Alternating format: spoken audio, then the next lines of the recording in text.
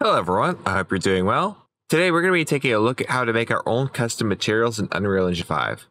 So to get started, I'm going to go ahead and make a new material. To do that, I'm going to open up my content drawer.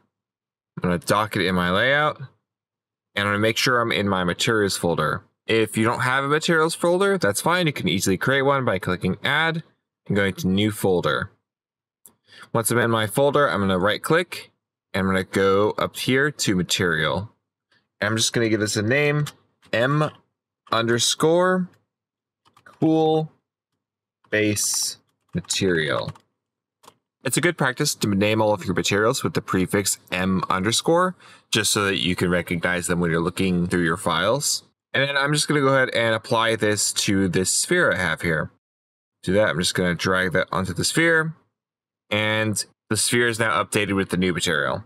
I'm going to undo that real quick and show you another way to apply a material. So I'm going to select my object, and then over here in the details panel, I can go over here and search for my cool base material and select it that way. Once I've made my material, I'm also going to need some textures. So I've already gone and found some textures online. So I'm just going to go to my textures folder. I've already got a few here, but I'm going to add 4 more texture files. So to do that, all I need to do is drag these files into here. One of these files is called a normal map, so Unreal has automatically detected this and just wants to confirm that this file here, the blue one, is a normal map. So go ahead and hit OK. The 4 textures I imported are a base color, bring that in here, a metallic map, a normal map, and a roughness map. We'll be going into detail about what those do shortly, so just put a pin in that for now. So let's go over some of the fundamentals of computer graphic images. Some of this may seem obvious, but it's important to keep in mind for when we get into some of the math that goes into making materials.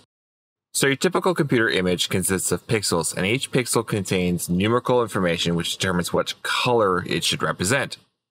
In a grayscale image, each pixel has one value or channel, where 0 equals black, 1 equals white, and every shade of gray is a fraction between 0 and 1. In a full color image, on the other hand, each pixel contains 3 color channels which can be combined to create any color on the spectrum. In an additive color model, or RGB model, the 3 primary colors are red, green, and blue, and all 3 will combine to create white. A value of 0 in all 3 channels will create black instead. Finally, some images have 4 channels, with the first 3 being the aforementioned color channels, RGB, and the 4th being an alpha channel, which is another word for transparency. So this would be an RGBA image. So a pixel with a value of 0 in the alpha channel will be completely transparent, while a pixel with a value of 1 will be completely opaque. With that out of the way, let's go ahead and go back to our materials folder and open up our cool base material. Now, when we open this up, you may notice that this looks very much like our event graph. That's because it is another node editor. However, this is not like the event graph with events and functions and all that. So don't expect to be working in the same exact workflow as when you're programming with blueprints. So when we first create a material, we have this result node right here in the middle. This is where we plug in all of our inputs, which are then compiled into our final material. There are a lot of different inputs here, but we're only going to be worrying about 4 for now. Those are going to be base color, metallic, roughness, and normal. We'll also take a look at specular, but we're not really going to touch that. If you hover over each input, Unreal will tell you what they do in case you need a reminder. So let's start off with the base color. This is fairly self-explanatory. It's the color of your material before any other properties are considered. Base color takes in a vector to determine the material's RGB values, and a vector is simply a compound of multiple numerical values. And while they can be useful for things like determining locations, like we do when we're programming with blueprints, in the context of materials, a vector can be used to represent a color. So I'm going to right-click and search for vector parameter, and I'm just going to write in base color. And I'm just going to plug this in right here. Or if I wanted to be a little bit faster about it, I could delete that and just right click my parameter and select promote to parameter. and it will create a node with the most likely input that I want to put in there. So this isn't just a vector, it's a vector parameter. A parameter in the context of materials is an input which can be changed without recompiling the entire material. So materials in Unreal need to be compiled, which means that they are essentially packaged up in a way that can be quickly displayed in real time. The drawback to this is that changes to a material will not show up until the material is recompiled. But with parameters, inputs will update automatically once they've been compiled once. So let's go ahead and set a color for this. Make this a nice blue. Hit OK. As you can see in my world, the material hasn't updated yet because I haven't compiled it. So to compile, I'm going to select this button here, apply. It'll take a second, and then it will apply all of my changes to the material. But now, if I go and make new changes to this base color, because I've already compiled this material with a vector parameter into the base color, it doesn't need to recompile any more of these color changes. Of course, because this takes in a vector, we can also use this to input images. So I'm going to create a texture sample node. I'm going to take the RGB output from this texture sample, and then I'm going to plug this into base color and hit compile. But it's giving me an error. That's because I haven't actually selected a texture yet to display in this node. So I'm going to go over here to texture, and I'm going to search for my metal color that I just brought in. I'm going to select it and then hit compile again. And now it's okay. Bring this over, and now we have this nice metal texture on our material. Now, to emphasize why I'm being so particular about this taking a vector input and the red, green, blue channels of graphic images, I want to show you what we can do with this knowledge. So I'm going to make a new node. It's called a make float 3. And what this does is it basically takes in 3 individual float inputs, a float being just a decimal number, and it creates a vector with the 3 of those inputs. Now, if I plug this into base color, it will return to black because there's no values going in. And then I'm going to plug in the red value from this texture. Now, see, we have just the red. We plug in the green, and now we see all the values between red and green. And we can plug in the blue, and we get the full texture. And then let's say I wanted to make a tweak, but just on one of these channels. So I'm going to drag out from here. I'm going to make a multiply node, which allows me to multiply one value by another. Plug this into here. Let's just say I want to reduce the blue in this texture. I can multiply it by 0.5 to cut the blue in half. So with that, you can see how we can use math to alter our textures to our needs. Maybe I want to go the opposite way. Maybe I want to multiply it by 2. And it'll look a lot more blue. So that's why it's important to keep in mind what these colors are made of.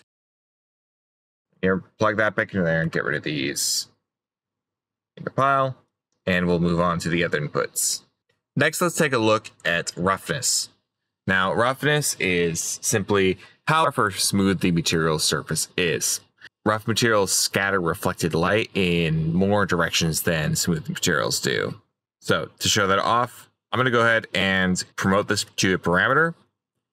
And roughness, unlike base color, only takes in one channel, so a simple 0 to 1 scale. And I'm going to go ahead and hit apply. Actually, it's better viewed in the material preview right now. You can see that with a roughness of 0, this ball is super shiny. Whereas if I put this to 1, it becomes extremely matte. By default, the value of roughness, if you don't put any input in, is going to be 0.5. So it's a pretty middle of the road roughness. And of course, just like base color, we can also import a texture to use instead of just a flat value. So instead of searching for a texture sample and creating a node for that, I'm just going to go to my textures folder. I'm going to find my roughness map right here. I'm just going to drag that in instead. That's a bit of a faster way to bring in your textures. And then I'm just going to delete this wire by holding Alt and clicking the wire. I'm going to drag this into roughness instead. And though this contains 3 values, when I plug it into roughness, it's just going to compress them all into a single channel. So now if you can see, it's especially apparent on this highlight, as we move around this surface, that highlight becomes more or less blurred or scattered across the surface of the material, depending on where it's bouncing off of. Really quick, let's also talk about specular. So I'm going to create another parameter for specular. And specular is essentially how much light is reflected or how shiny the material surface is. So while roughness is how much the light gets blurred on the surface, specular can be thought of as how much light is even reflected off of the surface at all. So with a 0 specular, the roughness doesn't matter anymore. There's no light to be bounced off of it other than just this really flat generic shading. But if we turn up the specular to 1, it becomes super shiny. Just like roughness, the default value for specular is 0.5. Generally speaking, though, we're not really going to touch the specular input, so I'm just going to go ahead and delete this parameter. I'm going to check in on our material here in the scene, and it's looking a little different than our material preview over here. That's because we are working in the context of VR, and with VR, we are under the hood essentially developing for a mobile platform. That is assuming you are using the default settings that come with the VR template. This is because it takes a lot more processing power to render for VR, because you essentially have to render everything twice. And there's a lot more calculations going on, putting strain on the CPU to keep up with the head tracking and the hand tracking and all the other little things that go into making VR possible. So as a compromise, the graphics take a hit. And so when you make a VR project, Unreal sets it up automatically to take that hit for you, so you don't have to go in and tweak those settings yourself to make it bare minimum functional. However, some things can be lost in this adjustment to VR settings, and it needs to be sort of worked around. One of the things that is lost is the on-the-fly reflections that come with Unreal. Instead, we will need to take extra steps to get our reflections going in our VR project. So, the first thing we will need to do is to add a reflection capture. And there are a couple different reflection capture objects. I'll just type in reflection. We have sphere reflection capture and box reflection capture. And basically what these two objects do is when you compile your levels or you build them, it will take in the data of everything surrounding this capture object and replicate reflections in relation to that object and allow Unreal to plaster that captured reflection onto all of your materials. In other words, think of it as taking a big 360 photograph of your environment and then slapping that photograph onto all of your reflective surfaces. So I'm going to go ahead and create a sphere reflection capture. Let's kind of make sure it's in the middle of my scene. Notice that it has a radius around it. We can make this radius larger or smaller if we want, but I'll just leave it at this 3000. And that just acts as sort of the area of effect for this object. And there's one more thing we need to do to make sure this all works properly, and it has to do with our skylight.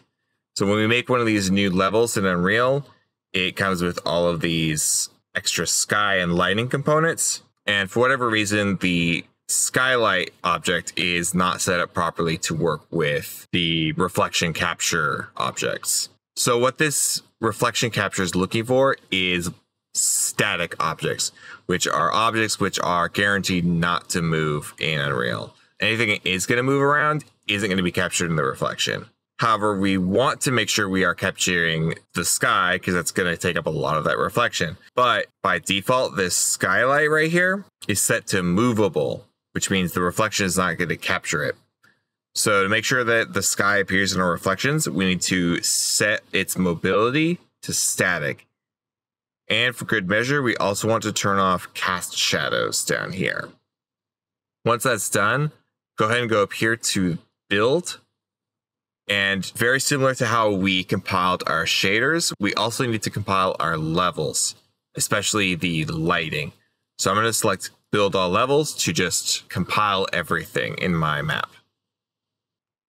We should start to see more reflections on our materials. However, we won't really see this as much until we apply our next input, which is metallic.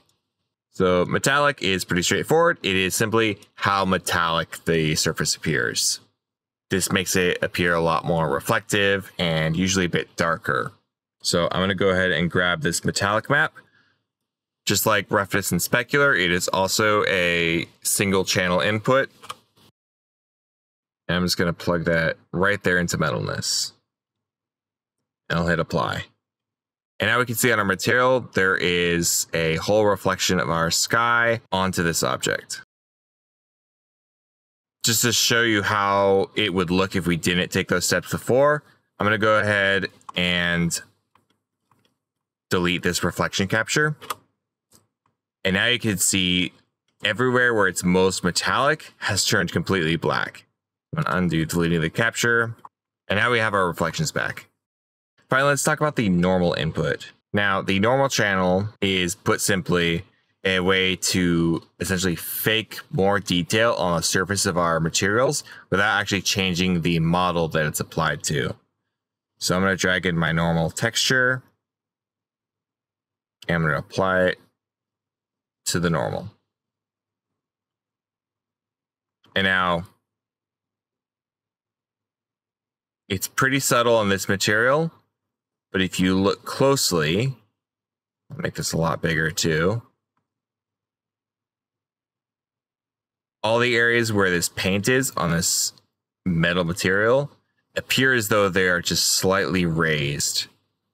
And there's just a lot more bumpiness to this material. Save.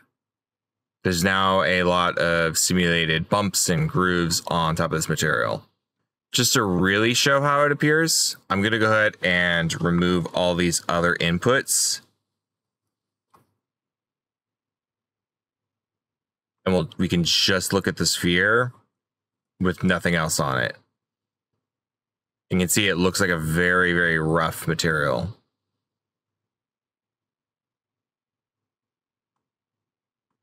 So between base color, metallic, roughness, and normal, you can achieve a very, very photorealistic look with your materials.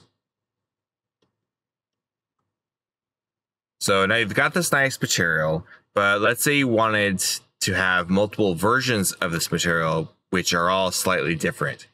Or you want to use the node structure of this material that we just made as a template for new materials. Both of these would be a good situation to create a material instance of this material. And what a material instance is essentially a material that inherits this node structure and all the parameters that it comes with, all the settings, and the structure of which can't be changed from the base material, but all of these inputs can. So I'm going to go ahead and create one, and we can take a closer look at what that means. I'll save my material, and then I'll right-click my cool base material, and go up here to create material instance. And with material instances, it's good practice to start them with the prefix MI underscore for material instance. And I'm just going to call this cooler material inst. I'm going to go ahead and double click my cooler material. Now, when opening this material instance, normally there would be several parameters to change here, but there are none right now because technically there are no parameters hooked into our result node because all these texture samples are considered constants, which are values which can't be changed without compiling. So we need to convert these to parameters. And to do that, I'm just going to right click this texture sample, go to convert parameter and give it a name. Base color texture param. Hit enter and I'll apply and go to my instance. And now right here, that parameter has appeared as an option. Then to alter it, all you need to do is click this check mark. And then I can go to the drop down here and find a new texture. I could, of course, make it a little faster and just go to my textures folder.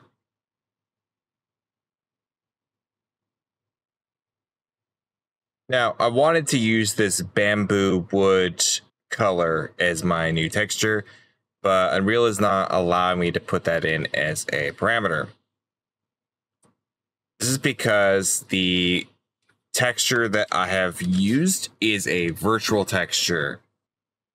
And to put succinctly, a virtual texture is a type of texture that Unreal can load in small chunks of rather than loading in the entire image. And by doing it this way, Unreal can save on resources by only loading in fractions of images. Meanwhile, the bamboo is a traditional regular image, which is loaded all at once. However, I can fix this discrepancy by simply right-clicking the bamboo and converting to virtual texture. Hit OK. And I can drag this into the slot now. Now, it doesn't match up with any of my other textures, so I'd need to convert all the other inputs into parameters as well, and then change those to my bamboo files. So go back in here. Change my normal parameter.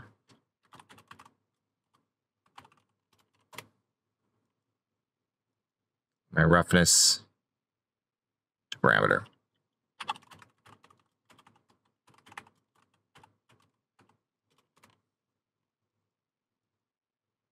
And my metallic, there's a bit of a problem. I will turn it into a parameter, and I'll call that metal texture param. But the problem is bamboo isn't metal, so I don't want to use this at all.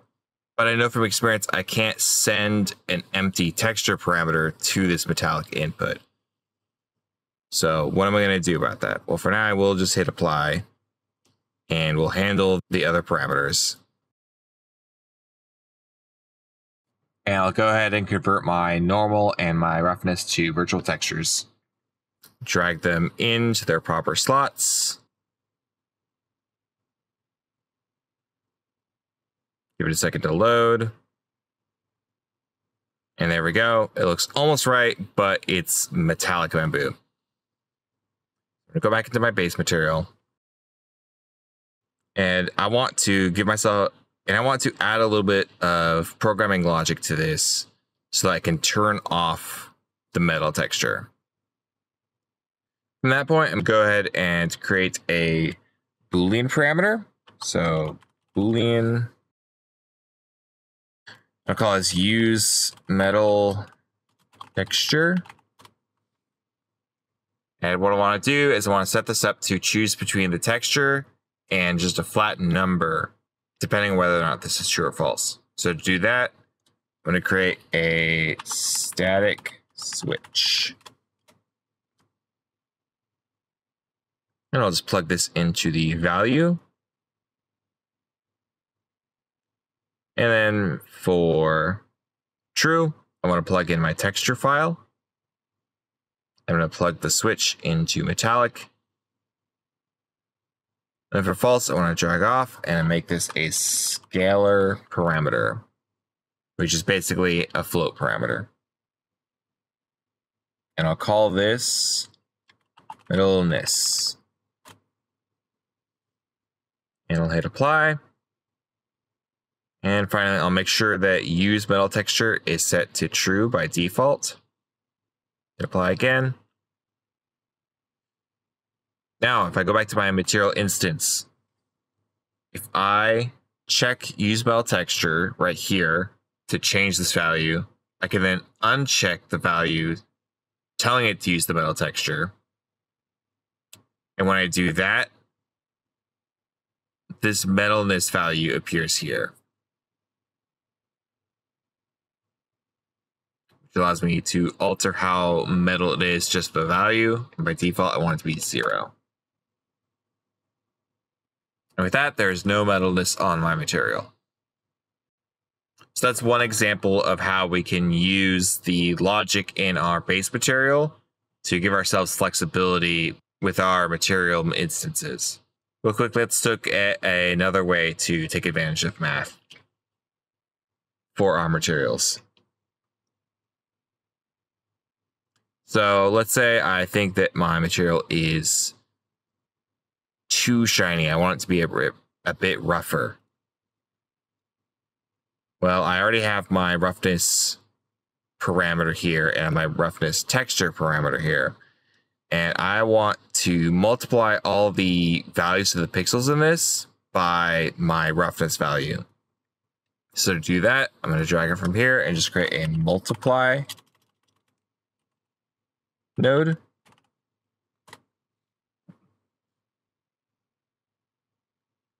And I'm going to multiply my roughness texture by the roughness float. I'll make this 1.5. And then I'll just plug this into my roughness. Hit save.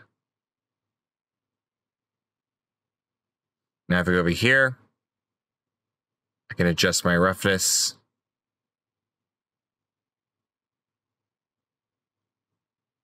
Make it really matte. Make it really shiny while still maintaining the actual roughness texture.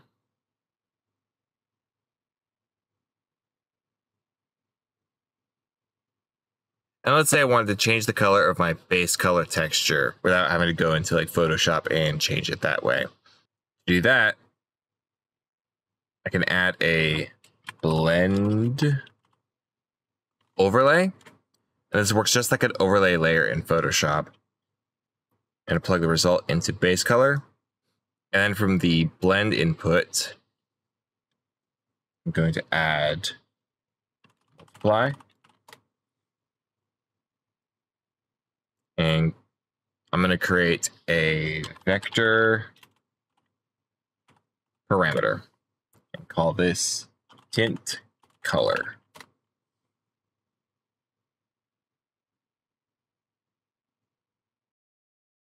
I'll add a multiplier, scalar parameter, call this tint intensity. And then to bring back my original color here, I'm going to set the tint color to white and set the tint intensity to 0.5. If you go to 1, it'll make it too bright. So 0.5 is the right number to get that original color back.